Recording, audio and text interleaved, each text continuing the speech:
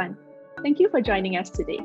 And welcome to our TEDx Discovery session, Growing Green and What You Can Do to Prepare for It. I'm Pei, LinkedIn's APAC economist, and I'll be joined by Brad Shoemaker, Director for Sustainability from Microsoft ANZ. Our goal today is to give you more insights on the green economy and spark ideas for you or your company to incorporate green transformation into your own roles. By the end of our session today, we hope you'll have an actionable takeaway to kickstart your own personal journey into the green. In the first part of this session, we'll start by talking about what the green economy is, why it is necessary, and how the labor market is adapting to this green shift. We'll also share with you the latest trends that we are seeing in LinkedIn's data. So let's get started. It's no exaggeration to say that climate change is the largest existential threat facing our generation. COVID has been a green economy catalyst, presenting a unique opportunity to expand on efforts and support a green and sustainability recovery, perhaps even kickstarting new ones as we look towards life in the new normal. Governments, policies, and market forces are driving a global transition to a green economy. Governments are unleashing trillions of fiscal dollars to build back better. They are incentivizing and funding climate-friendly and sustainable infrastructure, construction, and transport. Meanwhile, the private sector is also looking to facilitate the transition into a greener economy through the reallocation of resources. For example, through activities that are low carbon, resource efficient, and socially inclusive. Under these new circumstances, companies will need to have access to talent with green skills. They will also need to have green products and services that help them along the way. And last but not least, data insights that allow them to make greener decisions. LinkedIn's economic graph is a digital map of the global economy, with insights generated from 800 million members across 200 countries. Our latest analysis looks at green from a skills perspective. What are the skills that are needed to enable a green transformation? There are many such skills, ranging from preventing, monitoring, or cleaning up pollution, as well as optimizing stewardship and conservation of the natural resources that companies use to produce goods and services. The first trend we noticed is that green talent in the workforce is rising worldwide. The share of green talent in the workforce has increased from 9.6% in 2015 to 13.3% so far in 2021. This is a staggering growth rate of 38.5%. And we've seen this across many countries in APAC. In Australia, there's been a 28% increase of green talent. In Singapore, there's been a 40% increase. And in India, there's been a 50% increase. As we notice this transformation going on, there are also various skills that people can use to do their jobs in a greener way. In fact, we found an increasing trend of green skills among professionals in roles that are not traditionally considered green. For example, we find that knowledge of sustainable fashion is increasingly popular among salespeople, designers, and stylists. We've also seen sustainable investment as a skill being increasingly reported by portfolio managers and investment analysts. This tells us that the prevalence of green skills is starting to increase, even in professionals that would traditionally not be considered in a green role. With this in mind, we've done some research and spent a lot of time measuring how green a certain job is. What we find is that jobs aren't really green or not green, but rather they fall on a spectrum of greenness. The chart we're showing here plots the green intensity of a variety of jobs against the prevalence of green skills in those jobs across industries. Jobs in the upper right corner strongly use green skills, and people in those jobs use green skills in every industry where we find that job. Not surprisingly, we see roles like ecologists and environmental scientists appearing in the upper right corner of the graph, since they are recognizable as green. In contrast, jobs in the lower left corner currently don't use many skills, and the people who use green skills aren't very widely spread across industries that have that job. In order to achieve a green economy, we need more of these jobs to integrate green skills into their scope so that they will shift up in the graph. For example, on topics such as remote work arrangements or building new office spaces, risk management officers need to consider sustainability topics as part of their core agenda. And they need to consider these topics at the same level as issues such as operational risk or financial risk. We also need this change to happen across all industries, therefore shifting more roles towards the right of the graph. This means that risk management officers across all industries need to have these green skills as well. By doing so, we'll be able to transform more jobs and make a larger pool of jobs greener. In summary, we need to broaden the aperture through which we think about skills and jobs that contribute to a zero carbon clean economy. It's not just about traditional green jobs anymore. We need to think about how to incorporate green into all jobs in order to meet our climate goals. In reality, there's no such thing as a single green industry anymore.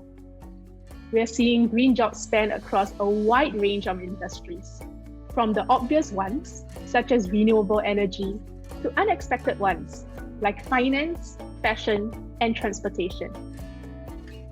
The responsibility for a greener future applies to a lot more people than ecologists and sustainability consultants. There are many jobs that can be done in a greener way, and we all need to work together to achieve a truly green economy. With this in mind, I'm excited to introduce Brett Shoemaker, our guest for the second part of this session.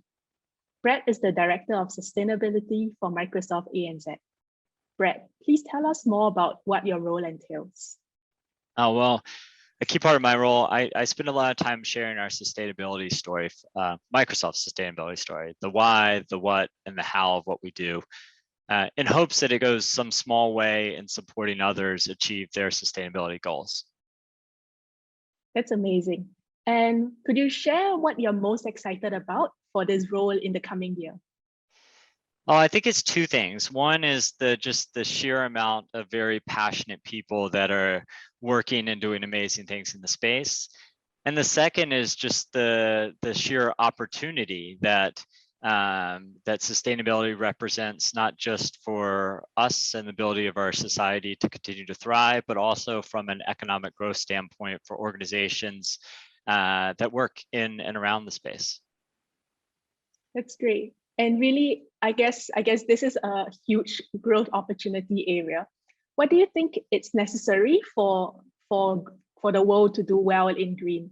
Which areas do you think significant progress is needed? So I often speak to three areas: the meaning of net zero, the measurement of net zero, and the markets to support it. So when I say the meaning of net zero, to achieve global net zero, the world needs to reduce emissions as much as possible and physically remove the rest. So any commitment to net zero needs to contain explicit quantitative commitments for reduction and removal specifically. And any net zero commitment should be globally defined. As from a measurement standpoint, we need to simplify and streamline carbon accounting and management. The old idiom of you can't manage what you can't measure is certainly true, but that measurement can't be overly complex. And that's the world that we live in today from a carbon accounting standpoint. And lastly, and probably most importantly, when I think about it from an ANZ perspective, is the markets to support it. At a global level, there needs to be more financial and human investment across the economy to develop these sustainability solutions. and it's money and jobs that have to flow into markets for carbon reduction and removal.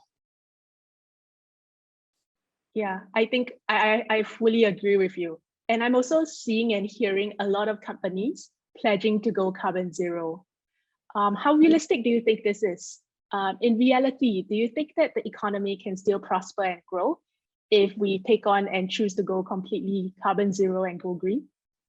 Oh, I wholeheartedly believe that sustainability is good for business and good for economic growth. The Global Commission of Economy and Climate showed that taking bold climate action through smarter urban development, clean energy systems, sustainable land use, and wiser water management, as well as shifting to a circular economy, it could bring an additional 35 trillion Australian into global economic benefits by 2030.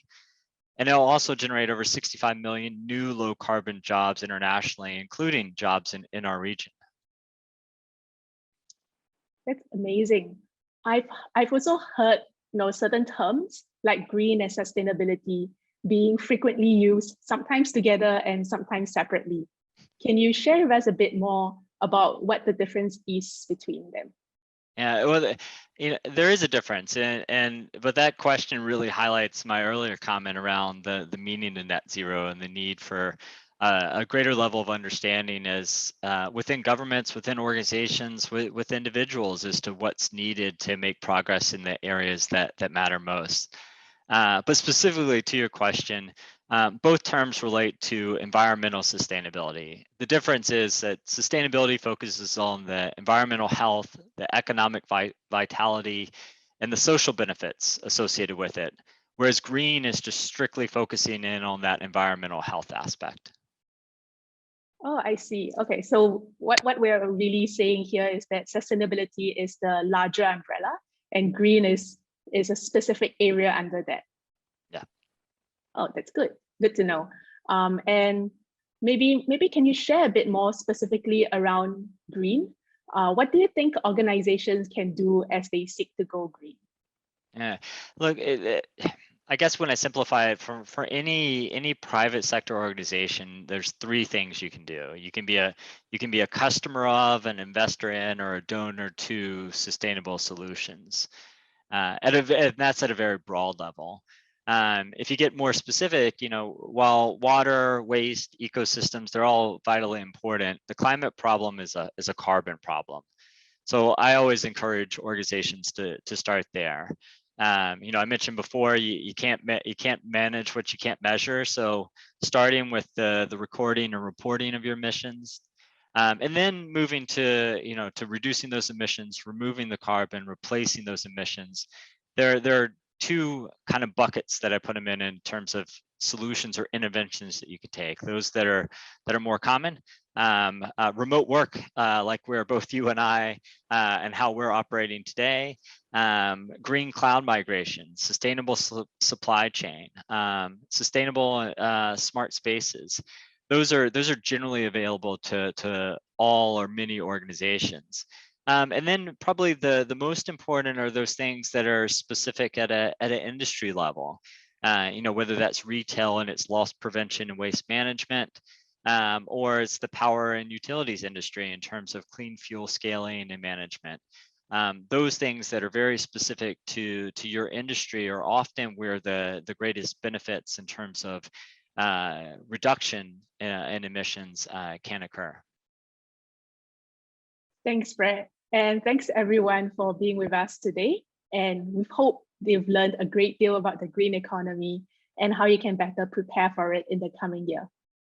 Before we sign off, Brett, do you want to leave our audience with a key takeaway or with any final words of advice? Maybe I'll give you a line that is one that resonated with me and continues to resonate with me. And that's, no one person, organization, or government can do everything here. But each of us, we can do something. And those that have the ability to do more, we should. From a Microsoft standpoint, we do feel that we have the ability to do more.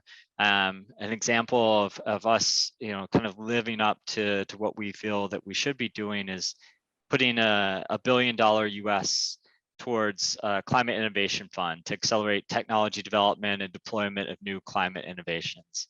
And so whether it's taking action at an individual level as to how you and I go about our daily lives, or as an organizational level in accessing investment to support that development of technology, I'd say there's a lot that each of us can do.